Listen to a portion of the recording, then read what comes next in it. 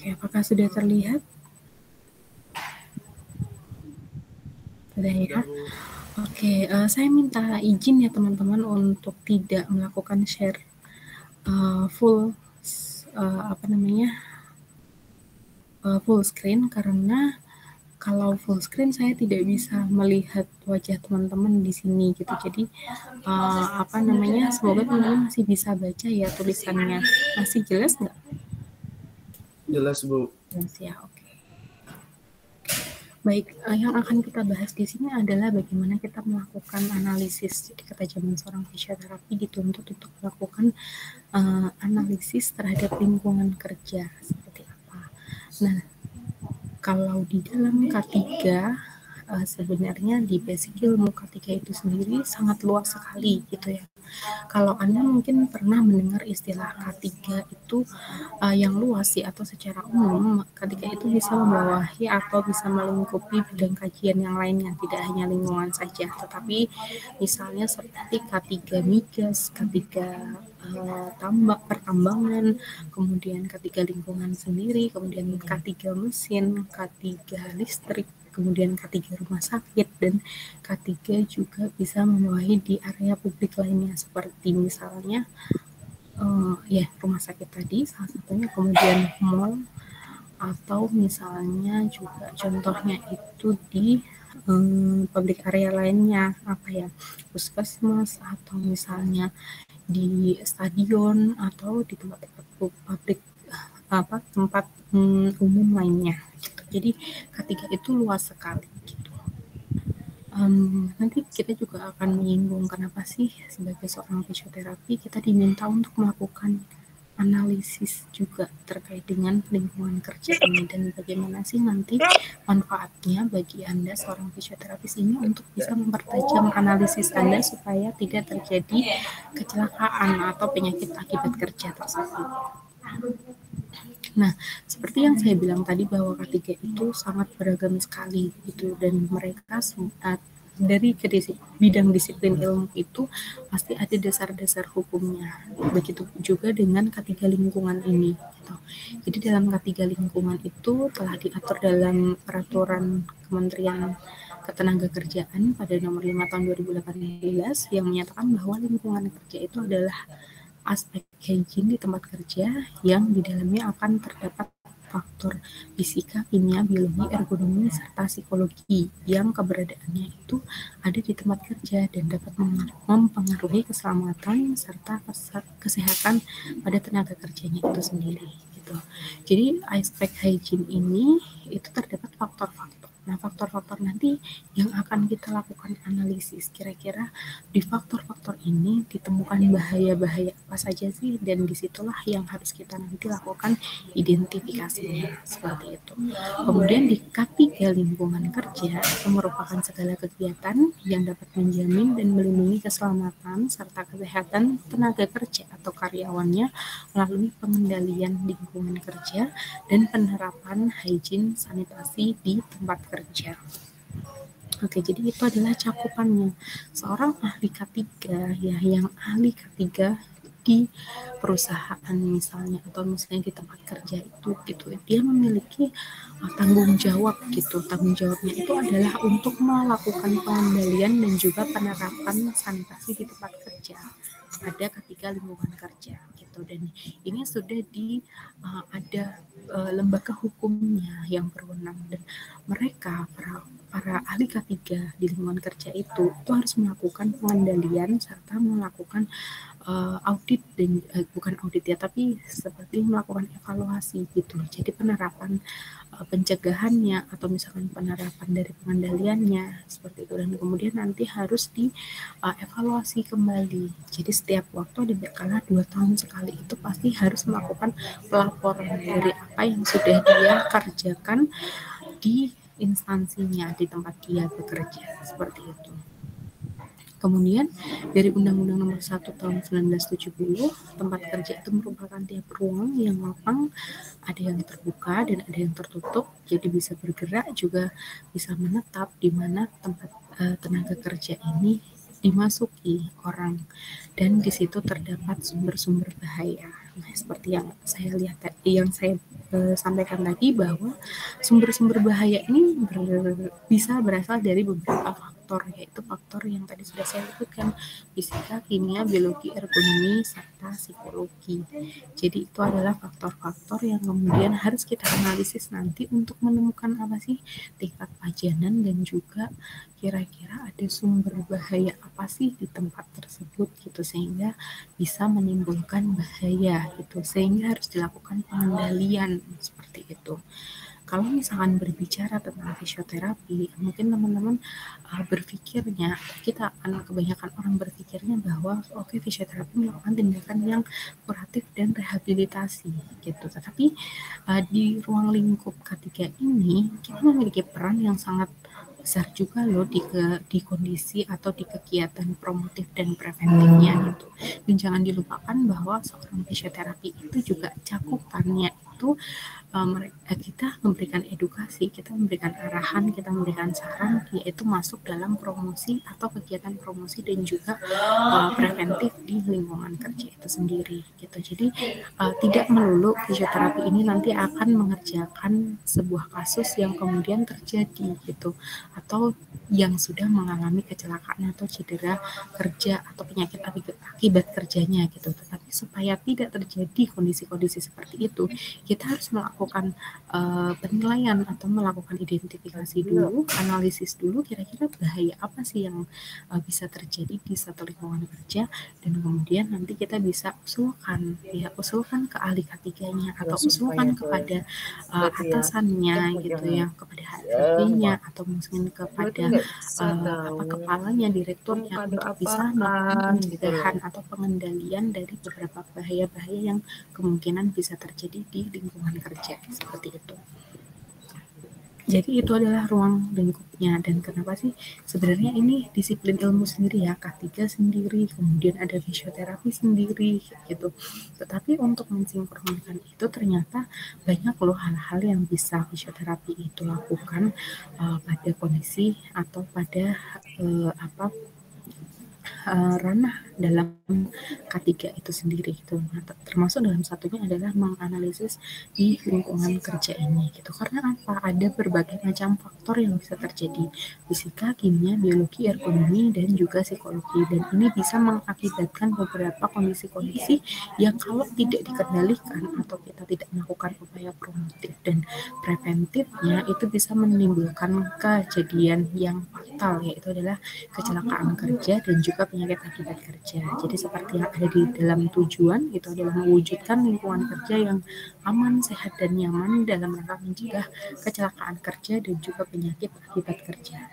Nah, tapi di sini apa sih yang harus dilakukan oleh seorang ahli K3 lingkungan kerja? Gitu. Misalnya kita memang bekerja nih, atau kita ingin bekerja di satu lingkungan kerja dan ingin menjadi seorang ahli K3. Memang kita harus sebagai seorang fisioterapi nih, bisa saja saya melakukan aktivitas itu atau mengerjakan itu semua gitu. Tetapi seorang ahli K3 lingkungan kerja itu harus memiliki sertifikasi khusus gitu. Jadi ada pendidikannya, ada pelatihannya. Ya, pendidikannya itu berupa pelatihan gitu ya, pelatihan yang harus diikuti kita yang memang memiliki sertifikasi, yaitu pada Kemenaker atau dari BNSP. Nah, itu baru kita bisa melakukan melakukan pengendalian yang memang dalam ranah K3 itu sendiri gitu. Nah, ini adalah yang nanti akan menjadi berbeda atau membedakan gitu. Kalau misalkan basic kita sebagai fisioterapi, memang kita akan lebih seringnya atau kebanyakan itu kalau di industri atau misalkan di area pertambangan ya, yang saya ketahui itu memang masih dalam ranah klinisnya gitu, jadi di tempat klinisnya gitu. Tetapi bisa nggak sih kalau misalkan kita sebagai fisioterapi kemudian mengambil sertifikasi ahli K3 umum dan menjadi ahli K3 umumnya sangat bisa sekali gitu, dan di mana-mana sudah banyak sekali fasilitas-fasilitas sertifikasi untuk ahli K3 itu diselenggarakan gitu. Jadi sebenarnya tujuannya itu atau syaratnya lingkungan kerjanya atau tempat kerja ini harus melakukan pengendalian dari faktor fisika, kimia, ergonomi, biologi, serta psikologi. Dalam pengendalian faktor fisika dan juga kimia, kita melihat dari nilai ambang batasnya terlebih dahulu ya. Jadi kita melakukan identifikasi itu dari pajanannya itu, atau misalkan resikonya itu besar atau tidak sih gitu. Itu berdasarkan nilai ambang batasnya atau MAP-nya. Kemudian juga lainnya kita mengacu pada standar ya, standar nasional Indonesia atau standar ISO yang dari internasional, itu juga bisa kita gunakan gitu dalam melaksanakan K3 ini gitu. Kemudian dari tempat kerja juga wajib untuk menyediakan fasilitas kebersihan serta hygiene di tempat kerja gitu. Supaya apa? Supaya bersih, supaya sehat, seperti itu. Jadi itu adalah ruang lingkup yang akan kita lakukan. Kemudian tadi ya, pelaksanaan dari K3 lingkungan kerja itu kegiatannya adalah pengukuran dan juga pengendalian. Jadi sebelum melakukan pengendalian tentu saja kita harus menganalisis dengan cara apa? Pengukuran, kemudian habis itu melihat, mengukur, melakukan uji. Nah, itu yang harus kita lakukan. Terhadap apa sih? Terhadap bahaya-bahaya yang bisa saja atau kemungkinan terjadi. Di antaranya di faktor fisika, kimia, biologi, ergonomi, serta psikologi. Kemudian kalau penerapan dari hygiene dan juga sanitasi, itu berhubungan dengan bagaimana kita melihat nanti bangunan di tempat kerja itu layak atau tidak dihuni. Jangan sampai ya misalkan ada kasus kayak kemarin gitu ya, di mana di daerah Jakarta gitu, karena ada banjir dan kemudian roboh bangunannya gitu atau temboknya gitu, karena ada kena genangan banjir itu gitu. Nah, itu harus diteliti juga atau kita harus lakukan peninjauan juga. Nah, ini tadi yang saya bilang 2 tahun sekali harus ada pelaporan.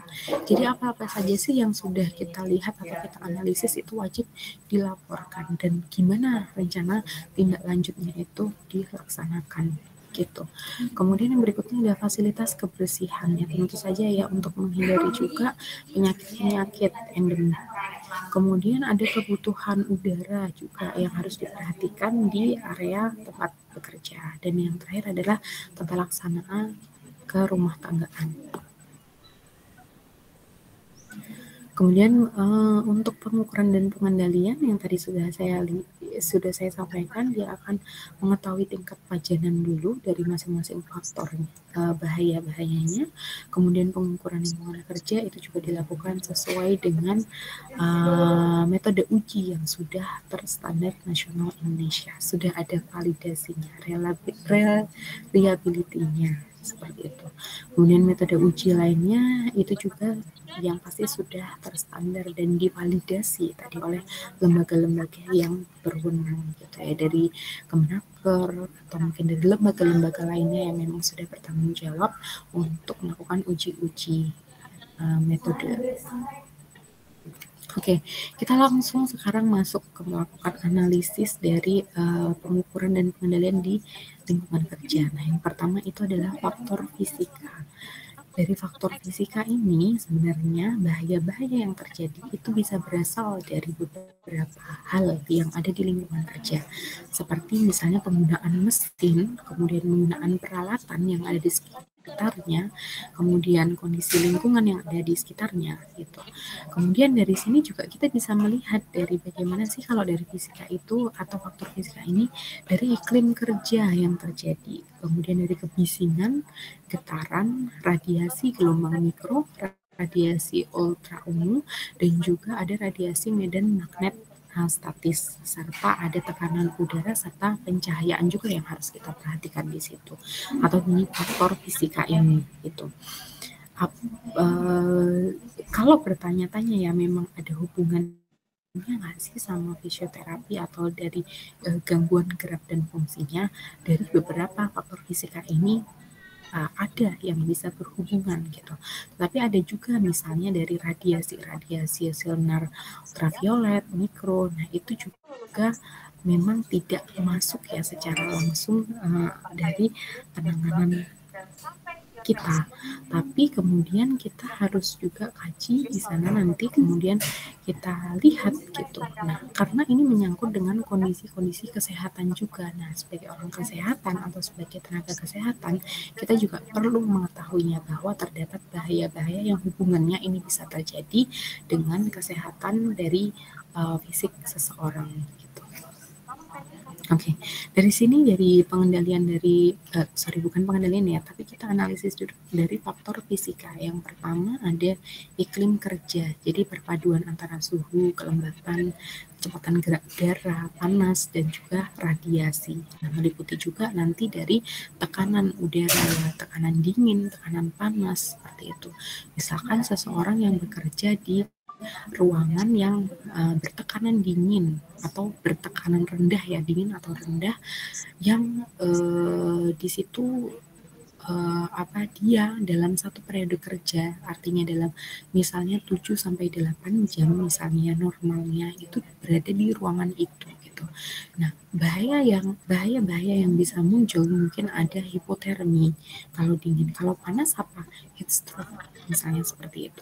Nah, jadi kita harus memikirkan juga bagaimana sih hidrasinya, bagaimana sih intake air minum yang dia gunakan, karena di situ akan mempengaruhi dari regulasi tubuh juga gitu. Jadi sistem regulasi tubuh, sistem ekskresi tubuh, nah itu juga akan berpengaruh di kondisi-kondisi dalam tekanan dingin dan juga tekanan panas dan juga serta kelembapan udara yang bisa mempengaruhi gitu. Karena misalnya dalam satu ruangan kemudian lembab gitu kan, kalau misalkan kita menghirup udara yang ada di dalamnya kan juga menjadi kurang nyaman dan juga bisa menimbulkan bakteri-bakteri atau virus-virus yang bisa terjadi juga. Nah, itu harus sangat diperhatikan seperti itu. Kemudian yang berikutnya adalah kebisingan ya. Sebentar ya, saya harus ada yang harus saya lakukan dulu sebentar ya, tunggu dulu.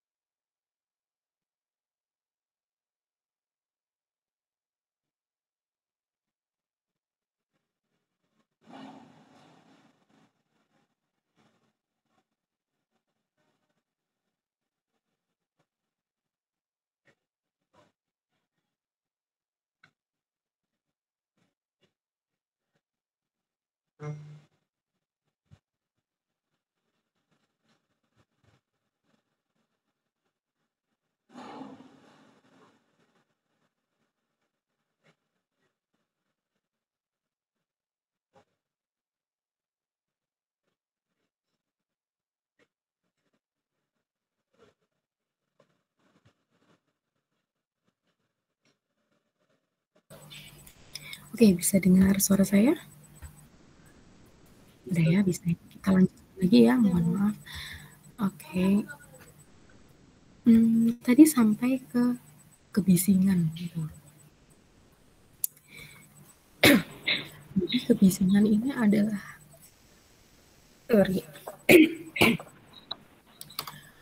jadi kebisingan ini adalah semua suara yang tidak dikehendaki yang berasal dari sumber alat-alat proses produksi atau dari alat-alat kerja dari tingkatan tertentu gitu. Jadi dari kebisingan ini tuh bisa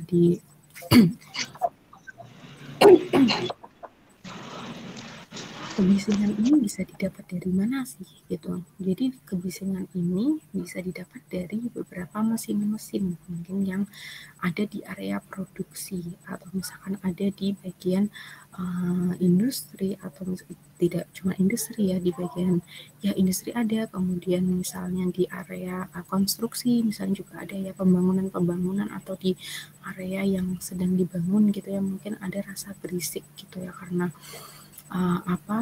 aktivitas dari alat berat misalnya seperti itu, atau misalkan dari besi yang ditempa misalnya seperti itu, atau apapun kegiatan atau apapun aktivitas yang memang mengganggu yang tidak dikehendaki rasanya untuk didengar misalnya seperti itu. Ya contoh misalkan orang berantem gitu ya, misalkan orang berantem ada di sekitar kita gitu, rasanya juga tidak ingin mendengar gitu, apalagi sampai teriak-teriak gitu. Teman-teman nih bisa juga ukur secara langsung ya. Silakan download, ada sebuah alat yang disebut noise meter atau decibel meter. Anda bisa download di App Store atau di Play Store gitu ya, untuk bisa mengetahui berapa sih desibel atau berapa desibel sih tingkat kebisingan itu terjadi gitu. Yang seperti tadi saya bilang, sumbernya bisa berasal dari mesin kompresor yang ada suaranya drrrr kayak gitu, terus bising gitu.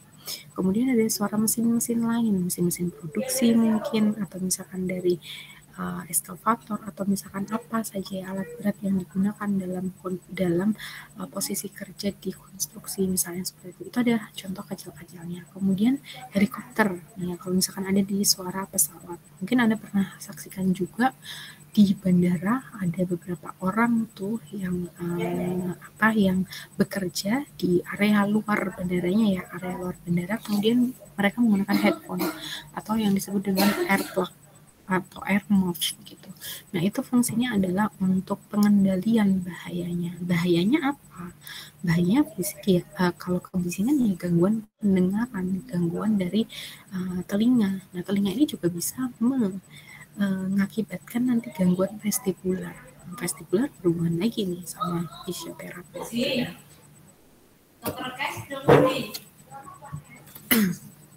Secara umum ya, secara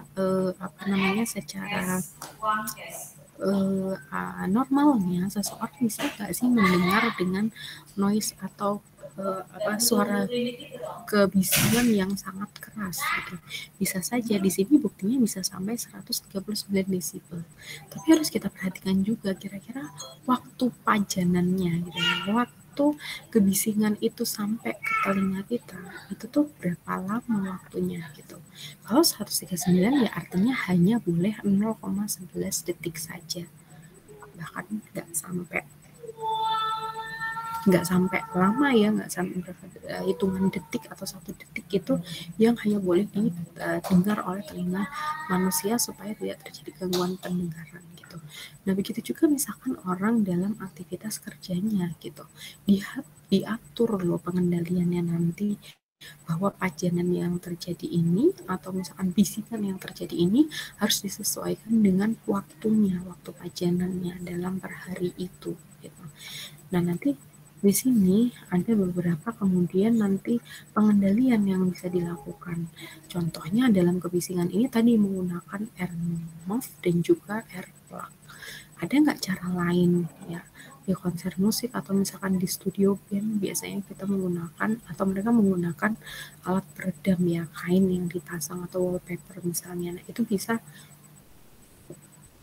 juga digunakan seperti itu. Jadi ada banyak sekali metode-metode untuk pengendalian itu bisa dilakukan. Nanti akan kita bahas ya. Ini salah satu contohnya.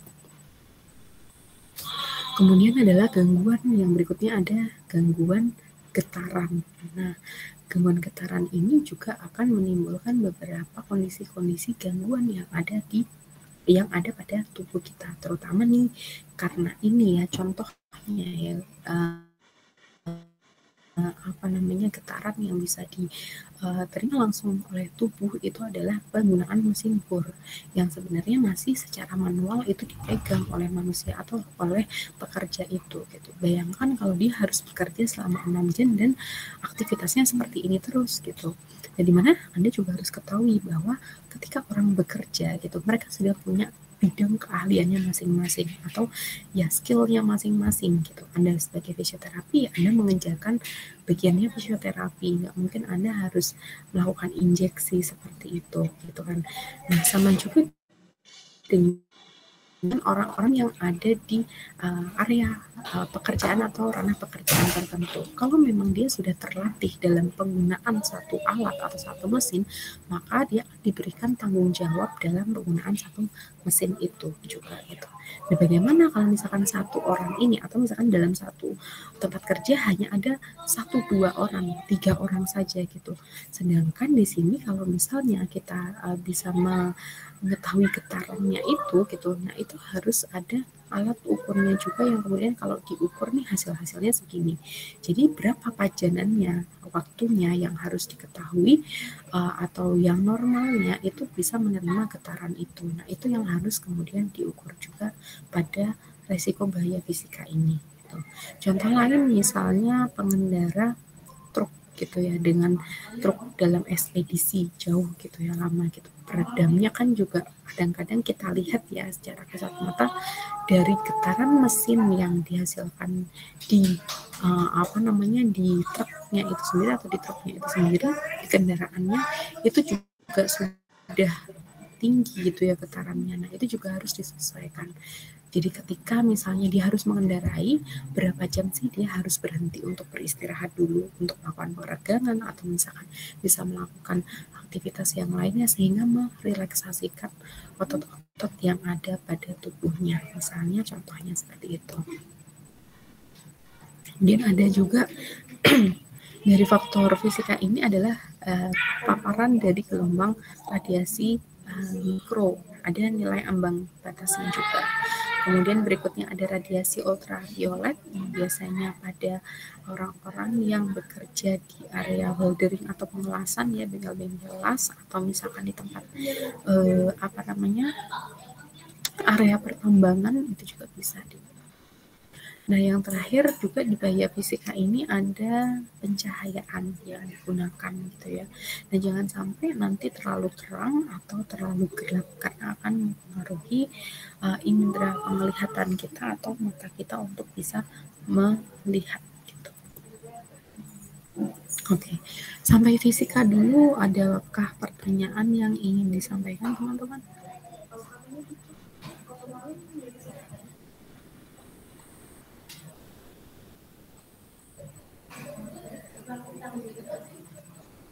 Ada tidak? Belum ada ya? Sepertinya belum ada, Ibu. Gimana, Eka? Sepertinya belum ada, Ibu. Kalau misalkan ada pertanyaan nanti bisa langsung raise hand ya, atau misalkan menyela saja nggak masalah gitu ya. Saya akan sampaikan terus dulu aja ya. Oke, kemudian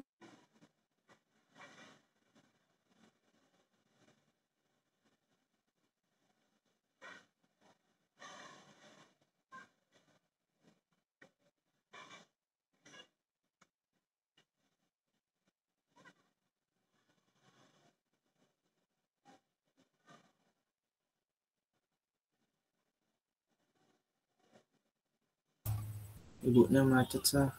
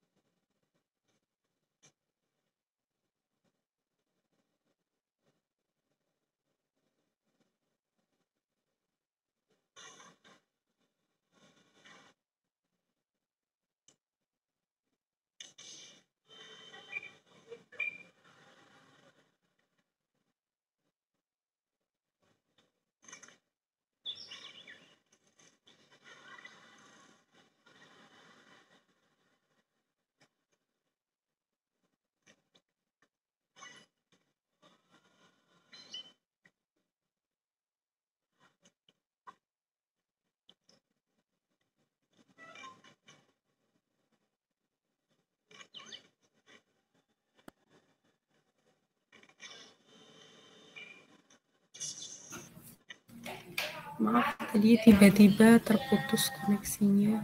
Kita lanjutkan lagi ya.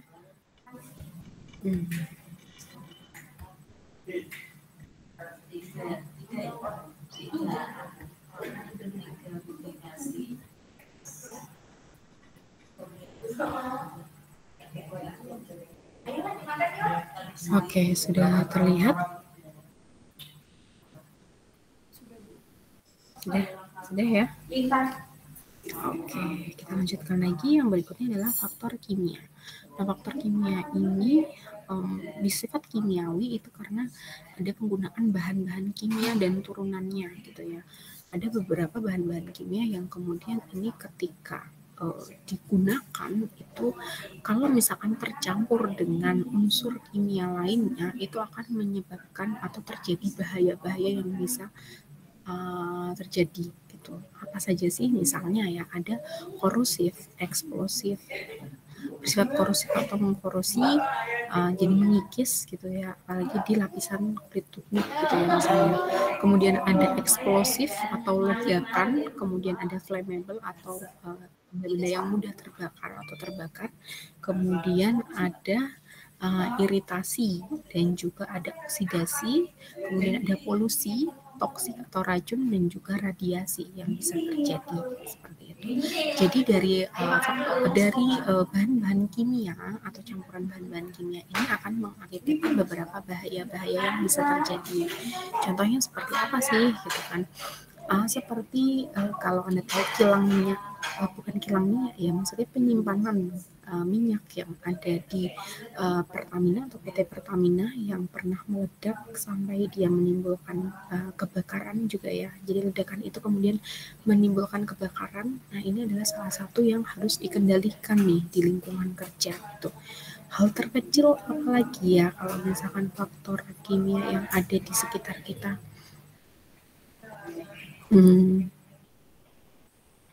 Ledakan gas atau misalkan kebakaran ya, kalau misalkan kebakaran itu ada segitiga apinya gitu, jadi ada segitiga pemicunya gitu, ada oksigennya gitu, terus kemudian ada apinya atau bahan panasnya itu sendiri. Nah, itu tuh yang harus dihindari gitu. Jadi ada beberapa hal yang memang harus dipisahkan dari unsur-unsur kimia yang lain supaya tidak terjadi beberapa kejadian-kejadian yang tidak diharapkan ini gitu. Nah, itu yang harus kita analisis gitu, bahwa di situ tidak boleh didekatkan atau misalkan ini tidak boleh dicampurkan dalam satu tempat gitu. Ini pengendaliannya harus dengan membatasi, memberikan ruangan khusus misalnya seperti itu. Kayak misalkan nuklir, kayak misalnya alat-alat yang ada digunakan radiologi seperti itu ya, dalam dunia radiologi. Ketebalan dindingnya pun itu harus diperhatikan ya kalau misalkan ada di tiap ruangan gitu. Nah, jangan sampai ini radiasinya ini bisa kena di pekerjanya atau orang-orang yang ada di sekelilingnya gitu. Jadi biasanya ada warningnya tuh gitu kan, hati-hati, atau misalkan lampu merah bahwa ini adalah ruangan yang memiliki radiasi tinggi. Kalau Anda pernah lihat ya di kampus ada nih, karena kita punya prodi radiologi, coba lihat di gedung B di lantai 1 gitu ya, di dekat pintu paling belakang itu, kalau belum pindah ya, itu ada ruangan khususnya itu yang untuk lab radiologi. Nah, itu bisa saja karena ada kondisi bahan-bahan yang meradiasi ini gitu. Kemudian ada toksik ya, racun-racun gitu, misalkan pengoplosan obat yang dikhususkan untuk jenis-jenis obat-obat keras seperti obat untuk cancer ya, atau untuk penyakit kanker gitu ya. Nah, itu juga harus hati-hati dalam melakukan pencampuran bahan-bahannya gitu. Jangan sampai ini mengenai pada area kulit, karena kalau misalkan kena di area kulit itu akan menimbulkan kanker juga ke pekerjanya. Kemudian polusi gitu ya. Nah, polusi ini juga tidak semata-mata hanya untuk manusia aja gitu, tapi juga ekosistem yang ada di sekelilingnya. Nah, sebenarnya dari ekosistem yang ada di sekelilingnya juga ya, misalkan untuk airnya, penggunaan airnya, atau misalkan gini deh, limbah cair yang keluar dari suatu perusahaan atau misalkan satu instansi tempat bekerja nih, karena misalkan tidak dikelola dengan baik, dia akan meresap misalkan jadi tanah ke tanah atau teralir ke sungai, padahal sungai ini masih digunakan juga untuk para warga untuk aktivitas sehari-hari, mandi mungkin, cuci mungkin, memasak mungkin gitu ya. Nah, itu juga bisa nggak sih terkena polusi? Bisa saja. Akhirnya yang nanti menanggung akibatnya siapa? Ya manusia-manusia atau orang-orang yang ada di sekitar ini juga gitu. Nah, itu yang akan menjadi bahaya-bahaya, sehingga kita kendalikan bagaimana sih caranya supaya air limbah ini atau polusi-polusi ini dari hasil yang air dari sanitasi tadi bisa terlindungi supaya tidak memberikan dampak yang buruk kepada manusia lainnya. Kemudian yang berikutnya adalah faktor biologi. Kalau faktor biologi ini berarti mempengaruhi aktivitas tenaga kerja yang bersifat biologi, akan disebabkan oleh makhluk hidup yang meliputi hewan, tumbuhan, dan produk serta mikroorganisme lainnya, dan ini akan mengakibatkan penyakit akibat kerja gitu. Contoh-contohnya ada mikroorganisme, kemudian ada hewan-hewan invertebrata atau misalkan hewan yang menimbulkan alergi, atau beberapa tumbuhan yang menimbulkan alergi dan juga toksik, kemudian hewan buas, hewan berbisa. Nah, itu juga bisa menimbulkan bahaya atau hadirnya faktor biologi ini. Misalnya ada tempat kerja yang kemudian ini di luar gitu ya, di perkebunan misalnya atau di persawahan. Bahaya yang bisa terjadi apa? Contohnya adalah bahaya-bahaya keterjangkitan terhadap nyamuk misalnya seperti itu. Nah, nyamuk kalau misalkan nyamuknya yang biasa aja ya udah efeknya gatal aja atau ada bekasnya gitu yang merah atau bentol gitu ya, ada bentolnya gitu. Nah, tapi kalau nyamuk yang ternyata nyamuk malaria, nyamuk Aedes aegypti, bagaimana kayak gitu kan, bisa menimbulkan penyakit gitu akhirnya gitu. Apalagi malaria ya, ini di daerah-daerah area-area timur itu banyak sekali, timur Indonesia maksudnya banyak sekali nih yang seperti ini gitu. Belum lagi kalau misalkan di perkebunan gitu ya, perkebunan sawit katakanlah, yang lokasinya ada di dekat dengan hutan atau di dalam hutan malah gitu ya, hutan lindung gitu. Di situ ada hewan-hewan buas juga gitu. Apakah bahayanya itu berasal dari hewannya? Nah, pengendaliannya bagaimana? Apakah hewannya yang dibunuh atau misalkan kita yang diberikan persenjataan lengkap atau para karyawan yang diberikan persenjataan lengkap, atau memberikan proteksi pada area di sekitarnya supaya ada tembok penghalang atau misalkan pagar penghalang misalnya seperti itu. Nah, itu juga harus yang diperhatikan atau dikendalikan. Yang berikutnya faktor ergonomi. Nah, ini sangat berhubungan erat sekali dengan kondisi ergonomi ini. Fisioterapi tadi ya, keluhan-keluhannya muskuloskeletal, neuromuskular itu sangat banyak sekali di faktor ekonomi ini. Karena apa? Ada ketidaksesuaian antara fasilitas kerja meliputi cara kerjanya, posisi kerjanya, alat kerja yang digunakan, beban angkat yang diterima tubuh seperti itu. Nah, ini desain-desain kerjanya ini juga kalau tidak sesuai dengan kondisi antropometri tubuh kita, itu juga akan menimbulkan bahaya penyakit-penyakit akibat kerjanya. Kalau misalkan nanti Anda buka peraturan pemerintahnya itu ya, juga itu banyak sekali yang bisa terdampak gitu. Entah itu low back pain, entah itu neck pain, atau misalnya CTS dan lain sebagainya. Nah, itu banyak sekali penyakit-penyakit akibat kerja karena faktor ergonomi ini. Nah, contohnya ya ini tadi dalam aktivitas pekerjaan yang ada di bidang industri ini, yang sedang duduk seperti ini atau berdiri seperti ini. Yang mungkin saya bilang tadi ya, bahwa seseorang ini tuh sudah sesuai dengan skill kerjanya, atau misalkan dia sesuai dengan kemampuan dirinya gitu ya, atau dia sudah melalui training khusus gitu, karena dia harus melakukan satu station kerja tertentu yang ada di sini gitu. Nah itu akhirnya dia harus menggunakan posisinya yang terus menerus seperti itu, dilakukan terus menerus seperti itu.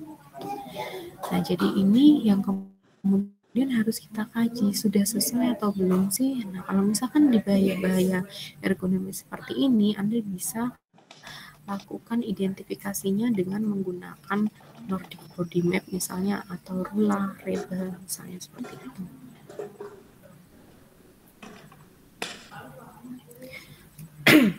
Faktor yang terakhir adalah faktor psikologi. Jadi faktor psikologi ini dapat mempengaruhi aktivitas tenaga kerja disebabkan oleh hubungan antar personal di tempat kerja, peran dan juga tanggung jawab terhadap pekerjaannya. Misalnya di tempat kerja ini ya, hubungan antar personal itu biasanya dengan sama manusia gitu ya, maksudnya dengan seniornya lah, atau misalkan dengan juniornya lah. Nah itu bisa terjadi seperti itu gitu. Jadi ada peran-peran yang kemudian terjadi gesehan gitu, sehingga menimbulkan adanya stres kerja misalnya, seperti atau misalkan anxiety gitu, depresi kerja seperti itu, beban kerja yang berlebih, atau misalkan yang harusnya kerja itu 8 jam gitu, karena overload atau dia terlalu banyak beban kerjanya, maka dia harus bekerja selama 12 jam misalnya, seperti itu gitu. Nah kemudian kesesuaian dengan honornya juga atau dengan gajinya itu sesuai atau tidak gitu. Nah ini bisa menimbulkan stres kerja, depresi kerja, atau faktor psikologi yang terjadi pada seseorang yang sedang bekerja. Atau sekarang marak dengan kasus bullying ya, bullying di tempat kerja. Nah, itu banyak sekali yang terjadi, sehingga faktor psikologi ini juga harus menjadi kajian kita.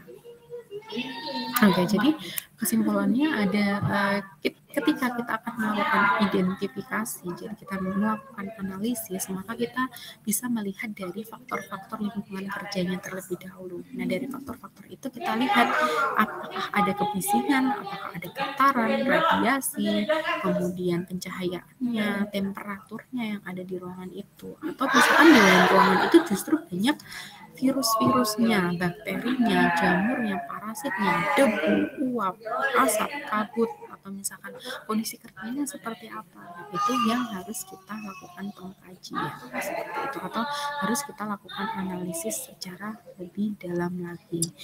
Analisisnya tentu saja dengan melakukan penilaian terlebih dahulu ya, dengan metode-metode yang tadi diantaranya sudah saya perlihatkan, nilai ambang batasnya, standarnya seperti apa, kuesionernya bagaimana. Nah itu yang bisa dilakukan oleh suatu ahli K3 lingkungan kerja gitu, atau kita sebagai fisioterapis nih gitu, supaya kita mengetahui bagaimana pengendaliannya supaya tidak terjadi kecelakaan kerja dan juga penyakit akibat kerja. Maka kita harus melakukan pengendaliannya, melihat dulu, melakukan analisis dulu di faktor-faktor lingkungan itu, dan kemudian kita bisa sebagai fisioterapis untuk menyampaikan ke ahli K3-nya untuk bisa saling diskusi, atau misalkan ke atasannya langsung, ke bosnya, atau misalkan ke pimpinannya, ke direkturnya, untuk bisa menyampaikan aspirasi kita. Oh ini loh terdapat bahaya, oh ini loh tidak terjadi bahaya, oh kalau misalkan ini tidak dikendalikan, ini tidak diubah pola kerjanya, atau ini tidak diubah mesin yang digunakan, maka ini akan dalam jangka waktu tertentu akan mengakibatkan cedera-cedera atau penyakit akibat kerja bagi para karyawannya atau orang-orang yang bekerja di lingkungan tersebut. Sehingga apa yang harus kita lakukan, atau apa yang harus ahli K3 lingkungan kerja ini lakukan, dan kita sebagai fisioterapi harus lakukan atau kita berikan saran-sarannya ke bagian-bagian yang berwenang ini gitu. Kita bisa melakukan hierarki pengendalian lingkungan tempat bekerja, atau hierarki pengendalian lingkungan.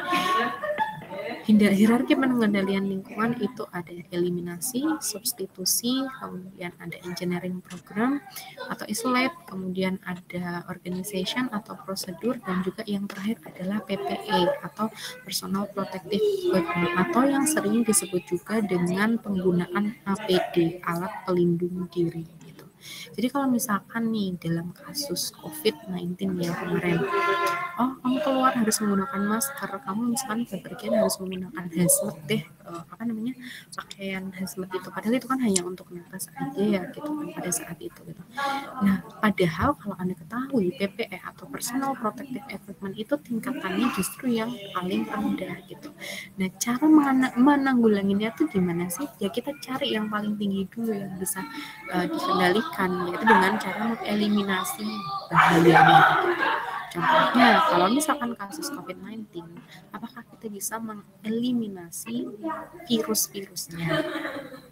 Sedangkan virus-virusnya itu tidak kita ketahui di mana letaknya, jumlahnya berapa, di sekeliling kita kelihatan apa enggak kan tidak kelihatan gitu ya. Bagaimana caranya? Misalnya lakukan penyemprotan gitu ya. Penyemprotan dengan disinfektan gitu. Apakah itu berhasil? Nah, kita aja nggak tahu virusnya itu di sebelah mana. Tingkat keberhasilannya juga kita juga bisa lihat dari mana juga, misalnya seperti itu. Oh berarti kalau dalam eliminasi dengan disinfektan ini kurang begitu efektif gitu.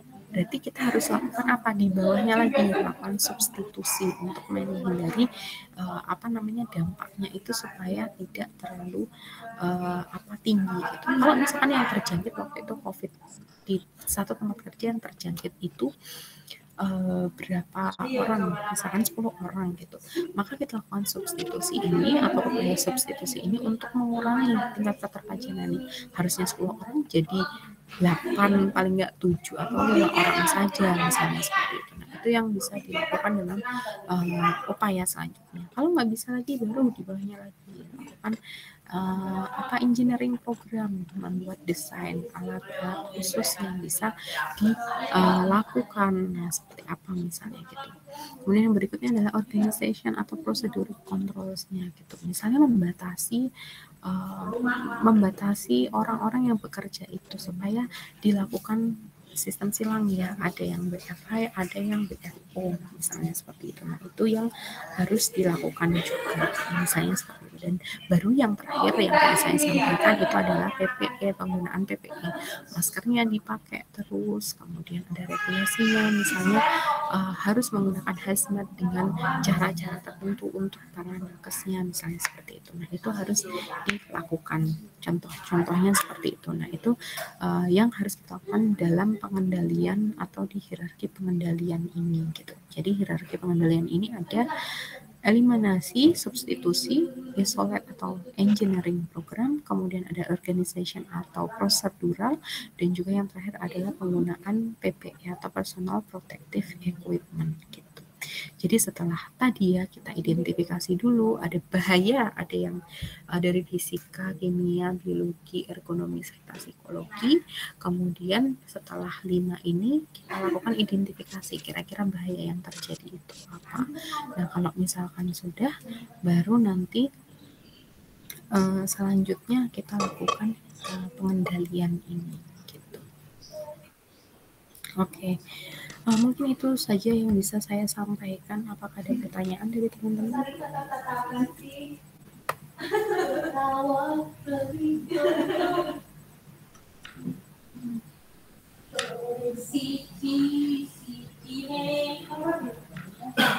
Oke, apakah ada pertanyaan?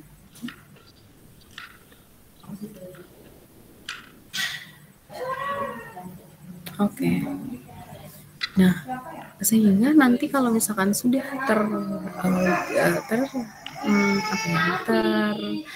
tersampaikan semuanya atau terkendali gitu ya, untuk menciptakan lingkungan kerja yang aman atau kita merasa aman, maka ini tadi upaya-upayanya harus melakukan identifikasi resikonya seperti apa gitu ya, dengan melakukan analisis tadi di beberapa hal tadi.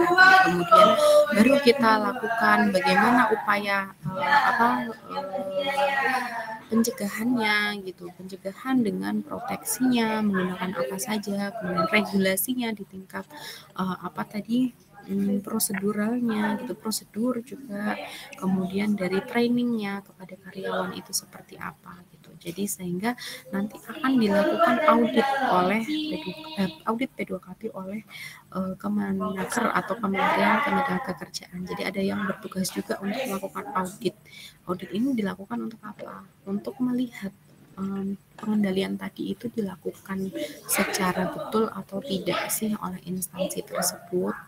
Jadi bisa ketahuan nih benar atau tidak pengendalian itu sudah dilakukan atau belum gitu. Contohnya begitu. Oke, jadi untuk praktikumnya nanti teman-teman silahkan pilih ya stasiun kerja atau jenis pekerjaan tertentu, boleh di bidang apapun ya, silahkan Anda cari. Kemudian harus berbeda dengan teman satu kelompoknya gitu ya.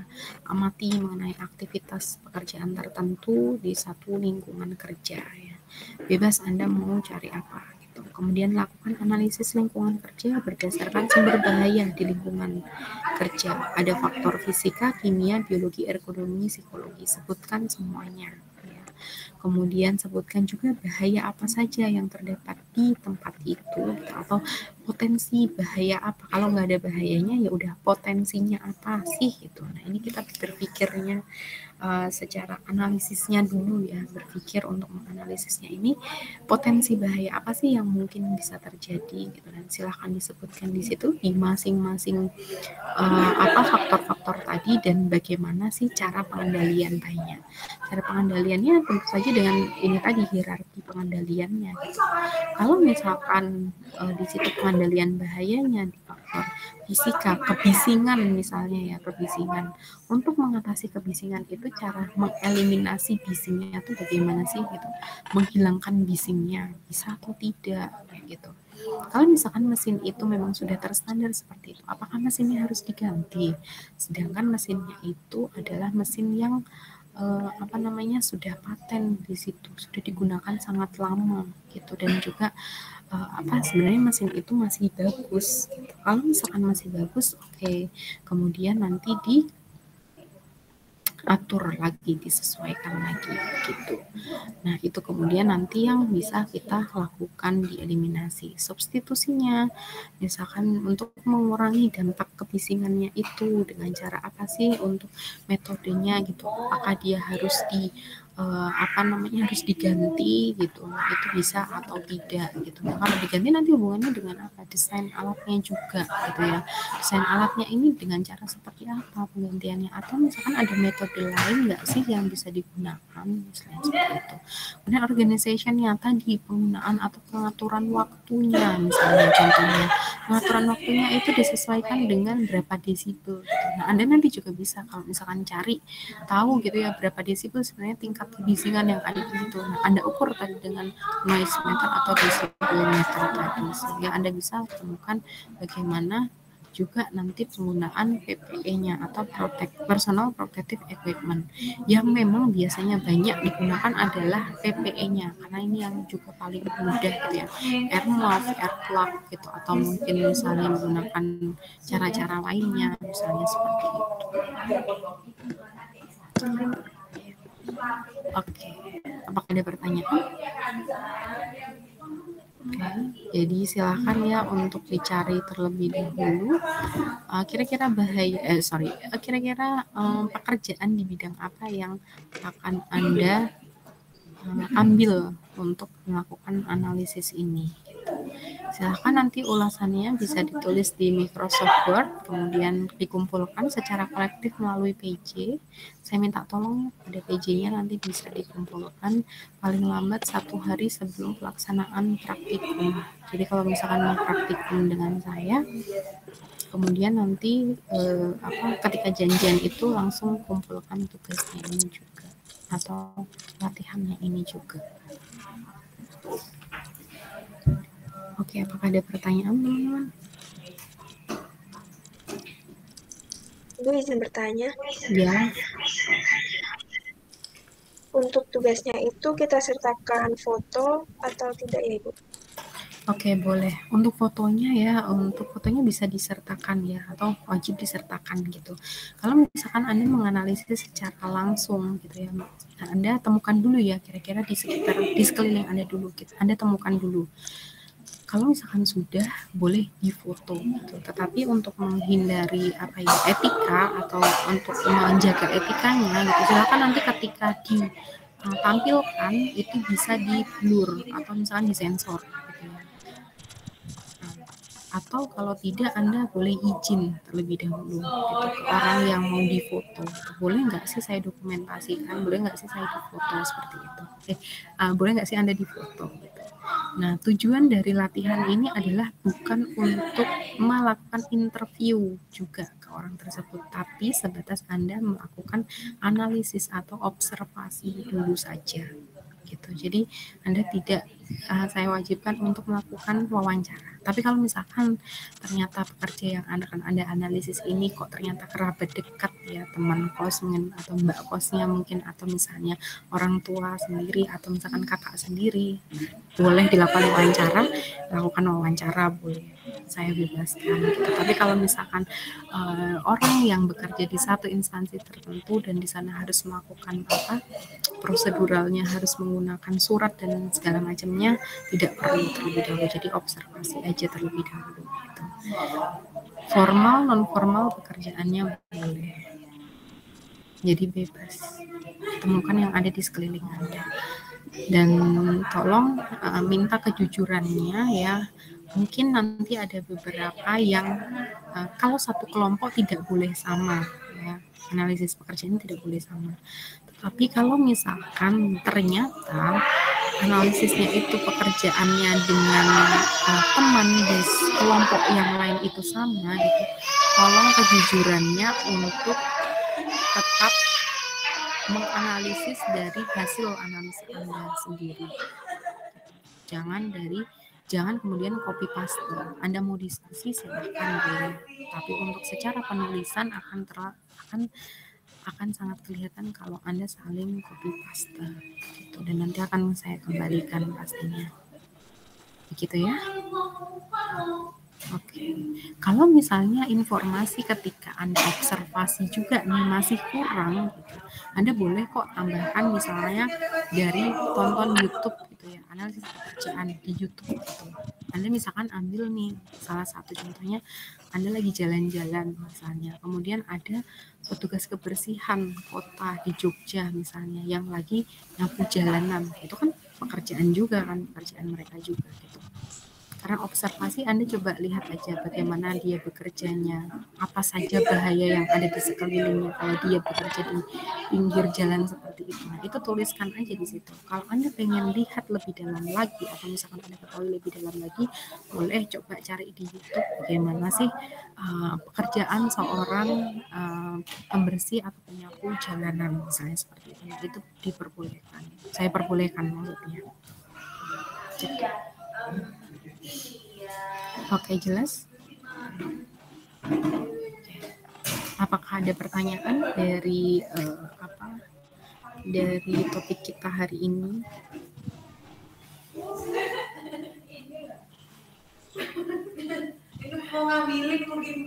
Sudah cukup jelas ya? Oke, kalau seandainya belum ada, ini kita presentasikan dulu ya, totalnya ada berapa orang? 12 mahasiswa Ibu. 12. Oke, 12 hadir semua ya? Oh, 13. Satu siapa yang nggak hadir? Untuk Tri Utami itu menggunakan 2 device Ibu. Oh, oke. Berarti ada 2 dong yang tidak hadir. Kalau 2 device. Oh, yang masuk 14 ya. Oke, satunya berarti siapa yang ada?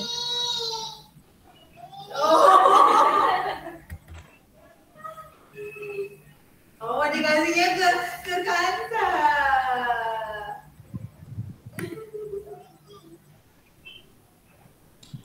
Amelia, ada Anisha, Azara, Devin, Dia, Endah, Nila. Salsa. Ada yang satu akun berdua. Wah, kenapa sih nih habis pulang?